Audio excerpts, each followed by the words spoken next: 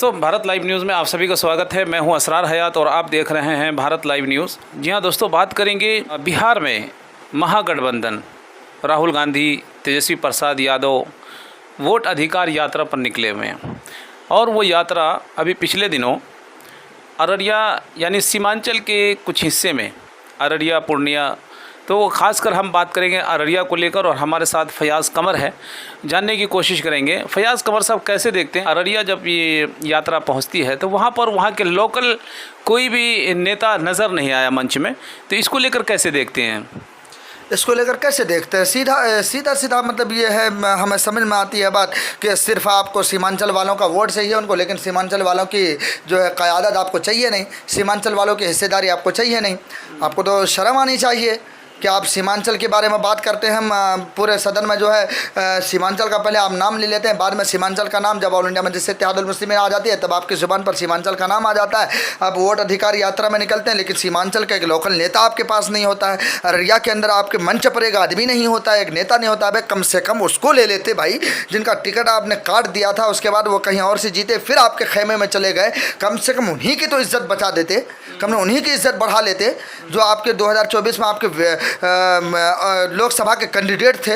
माननीय विधायक शाहनवाज साहब को ही अपने मंच पर ले लेते, अब उनको भी लेना गवारा नहीं किया। अब यार कम से कम इतना सोच लेते कि वो अजीम लीडर के बेटे थे, एक महान आदमी का बेटा था, सीमांचल गांधी, जिनको लक़ब दिया गया और सीमांचल के लिए सोचने वाले का और सीमांचल की तरक्की के लिए जिन्होंने मतलब हमेशा लड़ा, उस शख्स का बेटे को आप अपने साथ ले लेते। अब उनको भी अपने साथ नहीं लिया। अब मतलब कहाँ तक गिरिएगा आप लोग? मैं कहना चाहूँगा ये तमाम महागठबंधन वाले को कि आप उस इलाके में जाते हैं, तमाम इलाके के अंदर आपके लोकल नेता मिलता है, आपके लोकल के नेता के साथ आप होते हैं, लेकिन आप अररिया आते हैं आपके पास कोई लोकल नेता आपके मंच पर नहीं होता है। किशनगंज जाते हैं आपके पास कोई लोकल नेता नहीं होता है। पूर्णिया जाते एक सांसद पप्पू यादव जी हैं जो कि अपनी मजबूती पर लड़े, आपके उसको भी एक मजबूरी के तहत को अपने गाड़ी पर बिठाया, आपने गाड़ी पर उसको ये किया।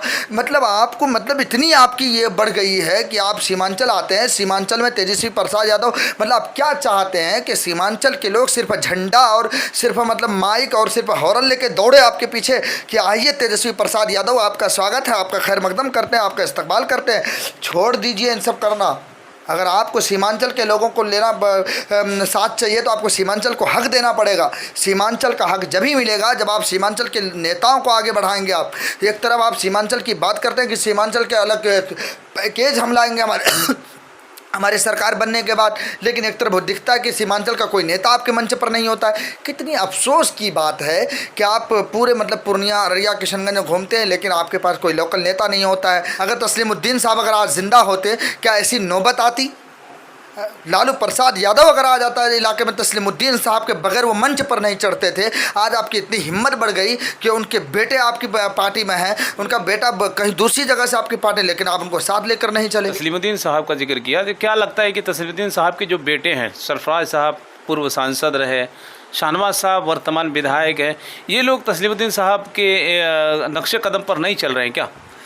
देखें, जाहिर सी बात है जब आप अपने आप को नहीं पहचानेंगे, अपनी इज़्ज़त की कदर नहीं करेंगे तो जाहिर सी बात है। आपको मैं एक वाक़या सुनाता हूँ तस्लीमुद्दीन साहब का। लालू यादव ने एक बात कही थी कि हमें मुसलमानों का वोट नहीं मिला जिसकी वजह से हम हार गए।